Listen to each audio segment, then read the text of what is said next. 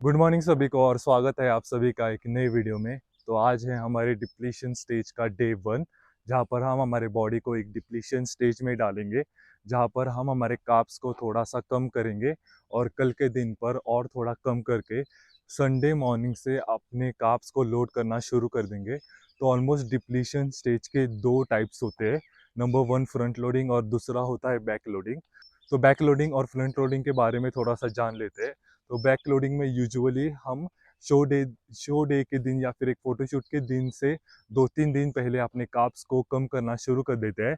और ऑलमोस्ट जब हमारा शो डे होता है उसके एक रात पहले या फिर मॉर्निंग से हम कार्ब्स को लोड करना शुरू कर देते हैं। तो आज से हम हमारे कार्ब्स को कम करेंगे, कल के दिन पर और थोड़ा सा कम करेंगे और संडे मॉर्निंग से हम हमारे कार्ब्स को लोड करना शुरू कर देंगे। तो ये होता है बैक लोडिंग।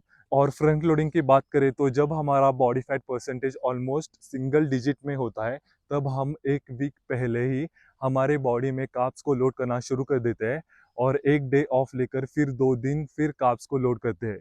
तो यूजुअली फ्रंट लोडिंग और बैक लोडिंग में सबसे बेनिफिटेड अगर कोई डिप्लीशन स्टेज कह लो या फिर टाइप कह लो, वो है फ्रंट लोडिंग, जिससे हमें पता चलता है कि हमारे बॉडी में ठीक तरह से अपने ग्लाइकोजन स्टोर अच्छी तरह से हुए हैं या फिर नहीं। तो अगर ज़्यादा हुए होंगे तो हम पूरे वीक में उसे अच्छी तरह से एडजस्ट कर सकते हैं। अगर कम हुए होंगे तो हम और ज़्यादा कार्ब्स को लोड कर सकते हैं ईजिली। बैक लोडिंग का बस एक ही साइड इफ़ेक्ट है कि हम अच्छी तरह से अपने कार्ब्स को लोड नहीं कर पाते। आपने बहुत सारे एथलीट्स को देखा होगा, जब वो एक प्रेप करते हैं या फिर एक शो के लिए compete करते हैं, स्टेज से पहले उनकी अपीयरेंस बहुत ही अच्छी होती है, बट स्टेज पर जाने के बाद उनमें वो फुलरनेस और वो मसल डेफिनेशन इतनी अच्छी तरह से नहीं दिखती, क्योंकि बैक लोडिंग में आपके जो ग्लाइकोजन लेवल्स है वो हमेशा फ्लक्चुएट होते रहते हैं। इसके वजह से हम कभी कभी अच्छी तरह से बैक लोडिंग नहीं कर पाते। लेकिन हमारे केस में हमारा बॉडी फैट परसेंटेज उतना कम नहीं है जिससे हम फ्रंट लोडिंग को प्रेफरेंस दे सके। हमारे लिए बैक लोडिंग करना ज़रूरी है, क्योंकि हम आगे जाकर बल्क करने वाले हैं और हमारे लिए डेफिशिएट में रहकर अपने पीक वीक को करना बहुत ही इम्पोर्टेंट है। तो इससे अच्छा है कि हम डेफिशिएट में रहकर ही अपने कैलोरीज को एडजस्ट करते हुए इस पीक वीक को अच्छी तरह से कर सके, जिससे आगे जाकर जब हम बल्क करेंगे तब हमें अपने मेंटेनेंस कैलोरीज पता होंगे, जिससे हम एक कैलकुलेटेड वे में और अच्छी तरह से अपने बल्क को शुरू कर पाएंगे। तो अभी ऑलमोस्ट सुबह के 7 बज चुके हैं और हम हमारे स्टेप्स को कंप्लीट करने आए हैं। तो ऑलमोस्ट हमने हमारे स्टेप्स को 50% ड्रॉप करा है और घर जाकर हम सीधा अपना ब्रेकफास्ट मील करेंगे।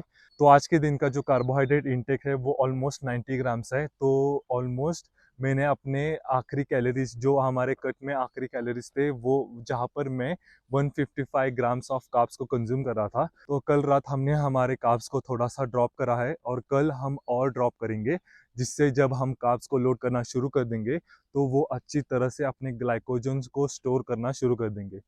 तो अभी हम हमारे स्टेप्स को कंप्लीट करेंगे और सीधा मिलते हैं आपको घर पर। Let's go. सो दोपहर के ऑलमोस्ट 1 बज चुका है और हम हमारा प्री वर्कआउट मील ले रहे हैं। तो मैं ऑलमोस्ट 2-3 घंटे पहले ही खाना प्रेफर करता हूँ वर्कआउट से पहले, जिससे वो अच्छी तरह से डाइजेस्ट भी हो जाए और मुझे वर्कआउट में थोड़ा अच्छा पुश भी मिले। तो सुबह से बहुत ही कम खाना खाने की वजह से मुझे बहुत भूख लग रही है और मैं उसे टैकल करने के लिए पानी भी इतना ज़्यादा पी नहीं सकता, क्योंकि हमने वो थोड़ा सा कम करा है। तो ऑलमोस्ट आज हमारा जो वर्कआउट होगा वो एक डिप्लीशन वर्कआउट होगा, तो उसके भी बहुत ज़्यादा बेनिफिट्स होते हैं। तो आज का जो वर्कआउट होने वाला है वो हम एक डिप्लीशन स्टेज में करने वाले हैं, तो उसे एक डिप्लीशन वर्कआउट भी कहते हैं। तो यूजुअली ये वर्कआउट बहुत ही बेनिफिशियल होता है एक शो डे से थोड़े दिन पहले या फिर एक फोटोशूट से थोड़े दिन पहले, क्योंकि आपकी बॉडी डिप्लीशन स्टेज में होने के कारण आपके बॉडी में इतने ज़्यादा कार्बोहाइड्रेट्स मौजूद नहीं होते।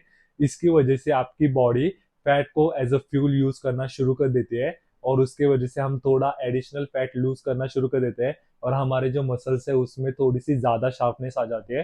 तो अभी हम हमारे प्री वर्कआउट मील में राइस और चिकन खा रहे हैं। तो यूजुअली जो वेजिस थे वो भी हमने कम कर दिए, क्योंकि जो फाइबर्स होते हैं वो हमारे स्टमक में बहुत ज़्यादा देर तक रहते हैं, इसलिए उन्हें डाइजेस्ट होने में बहुत ज़्यादा टाइम लगता है। इसलिए वो कभी कभी वाटर रिटेंशन भी हमारे बॉडी में कर सकते हैं। इसलिए हमने सारे वेजिस को आगे आने वाले 2-3 दिनों तक पूरा का पूरा बंद रखा है और सुबह से मैंने बस एग ऑमलेट और वाटरमेलन खाया है। और हमने जो सुबह के हमारे जो ब्रेड स्लाइसेस होते हैं उसको भी हमने काट दिया है। तो मुझे बहुत ज़्यादा भूख लगने वाली है अभी थोड़ी देर के बाद जब वर्कआउट हो जाएगा, और उसके बाद में जो हम पोस्ट वर्कआउट मील खाएंगे उसके बाद का जो टाइम होगा वो मेरे लिए बहुत ही इंटेंस होने वाला है, क्योंकि मुझे अपनी भूख को टैकल करना है और इसके साथ साथ जो थ्रस्ट होगी उसको सेटिस्फाई करते हुए कम अमाउंट में पानी भी पीना है। अब हम इसे खाएंगे और आपको सीधा मिलते हैं जिम में एक सर्किट डिप्लीशन ट्रेनिंग के साथ, जहाँ पर विदाउट रेस्ट हमें 8 वेरिएशंस लगातार परफॉर्म करने हैं। तो let's complete this meal and meet you at gym. Let's go. So guys हम आ चुके हैं जिम में, तो हम हमारा वर्कआउट अभी शुरू करेंगे। तो इस वर्कआउट में कोई भी कंपाउंड एक्सरसाइज इन्वॉल्व नहीं है और हमें ऐसे वेट्स को चूज़ करना है जहाँ पर हम इजीली 15 to 20 रेप्स लगा पाए, और जो भी सारे वेरिएशंस हो गए वो हमें एक सर्किट में परफॉर्म करने हैं। ऑलमोस्ट एक 8 वेरिएशंस का एक सेट होगा, वैसे हमें टोटल 4 सेट्स परफॉर्म करने हैं। और मुझे नहीं लगता कि उतनी एनर्जी मुझ में रहेगी कि मैं थ्रू आउट द सेट्स आपके साथ बातें कर सकूं, तो थोड़ी सी कम बातें हो सकती है और हम ट्राई करेंगे कि थोड़ा थोड़ा आपको एक्सप्लेन कर पाए। तो अभी हम हमारे सारे वेरिएशंस को शुरू करेंगे। हमारा पहला वेरिएशंस जो होगा वो चेस्ट के साथ पेक डिक फ्लाइज पे होगा, और जो आखिरी सेट होगा वो ऑलमोस्ट हम रो पुश डाउन हमारे ट्राइसेप्स के लिए करेंगे, और जो भी सारे वेरिएशंस हो गए वो ऑलमोस्ट अपर बॉडी के लिए ही है। इस सर्किट ट्रेनिंग का बस एक ही बेनिफिट है जहाँ पर हम अपने फैट को एज अ फ्यूल यूज़ करेंगे, क्योंकि हमारे बॉडी में इतना ज़्यादा कार्बोहाइड्रेट्स प्रेजेंट नहीं है, तो हम थोड़ा एडिशनली फैट को लूज़ कर पाएंगे और हमारे मसल डेफिनेशंस को और तगड़ा कर पाएंगे। So let's go and start our workout. Little runaway, the world's never easy. You're so good at being down on yourself, and the fog makes it harder to see me. You don't know where to reach out for help. Oh, you're gold, but you don't even know it yet. We could go, maybe both forget. Won't you come and we can stare at the stars and look at the comets from the roof of my car. Little runaway, I know it's been hard. You're trying your best, but you keep falling apart. There's a universe in front of us that knows how small we are. Won't you come and we can stare at the stars from the roof of my car? You could hide from everyone, but I know you. Put your pain. तो almost हमारा एक circuit ख़त्म हो चुका है और बहुत ज़्यादा डिहाइड्रेशन हो रही है, but the pump was insane. ये सर्किट करते हुए हमें बहुत ज़्यादा मज़ा आया, और 3 सेट बचे हुए हैं, मतलब ऐसे सेम सर्किट के और हमें 3 सेट्स करने हैं। मुझे पता नहीं कि मैं ये कब तक सर्वाइव कर पाऊँगा, बट हमें ये करना ही होगा। तो और 3 सेट्स करने के बाद हम एक बड़ा रेस्ट लेंगे। हमें बस अभी 2 मिनट का ही रेस्ट मिला है, उसके बाद हमें ये सर्किट फिर से शुरू करना है। So let's go for it. Let's go. Any day, though you still have some trauma to go through, I'll make it easier for you to see the way. Oh, you're gold, but you don't even know it yet. We could go, maybe both forget. Won't you come and we could stare at the stars and look at the comets from the roof of my car. Little runaway, I know it's been hard. You're trying your best, but you keep falling apart. There's a universe in front of us that knows how small we are.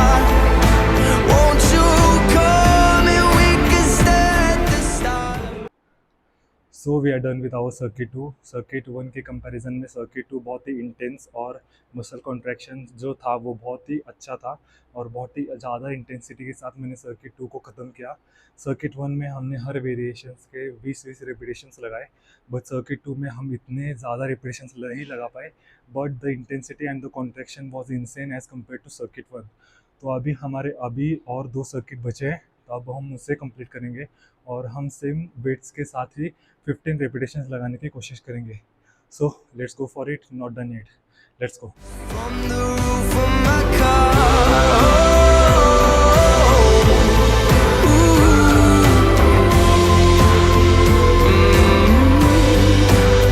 Won't you come?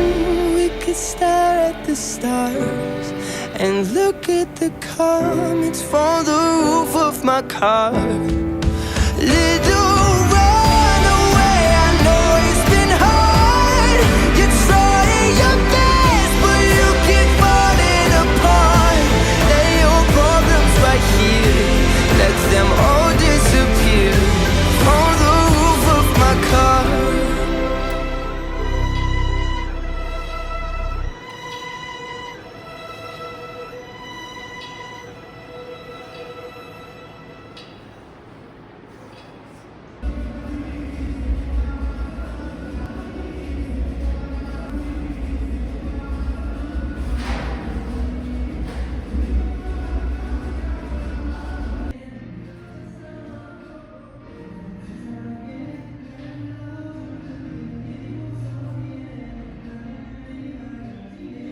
So we are back home. हमने हमारा workout almost 1 घंटे में ख़त्म कर लिया था और उसके बाद हम ट्राई कर रहे थे कि जो भी हमारी वर्कआउट समरी या फिर जो भी इंफॉर्मेशन होगी वर्कआउट रिलेटेड वो हम जिम में बोल पाए थोड़े लोगों के सामने, जिससे हम हमारे फियर पर थोड़ा सा ओवरकम कर पाए।